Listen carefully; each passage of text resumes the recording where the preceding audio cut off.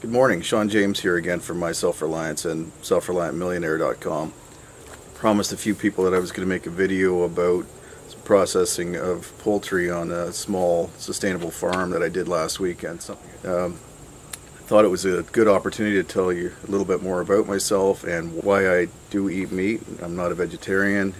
If you're squeamish or you are a vegan or vegetarian, you probably don't want to watch this video. I started fishing when I was really too young to remember, and I started hunting when I was about 15 years old. So I knew even back then that these pursuits, fishing and hunting, were instinctual, and that they were innate skills that were essential to our survival. So I tried short periods of vegetarianism over the years, and I know I'm not far from an expert on that, but it just left me undernourished and unfulfilled, I think, emotionally, spiritually, as well as physically, and decided it just wasn't for me.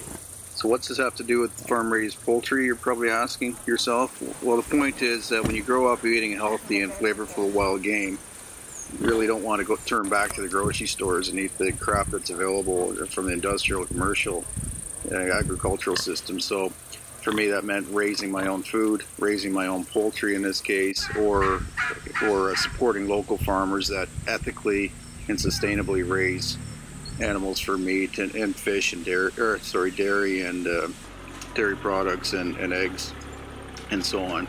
So whatever I can't grow myself, I do buy it from friends and family typically that have sustainable farms that and I like to support them.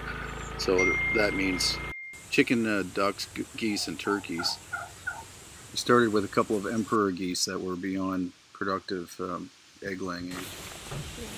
So when you're plucking these things, I like to pull up against the grain of the feathers, but you have to be careful so you don't tear the skin.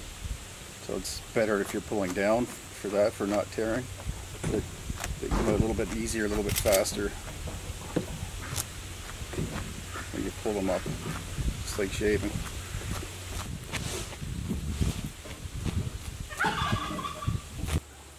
These little pin feathers are hard to get out because they probably molted recently. Since we didn't set up the boiling water to make plucking easier on this one, I'm just going to skin this and cut the fat off the skin, save that for frying with, and discard the skin and the feathers. Heritage turkeys next. Is enough? Scalding the dead bird and boiling hot water makes plucking much more simple and clean and efficient.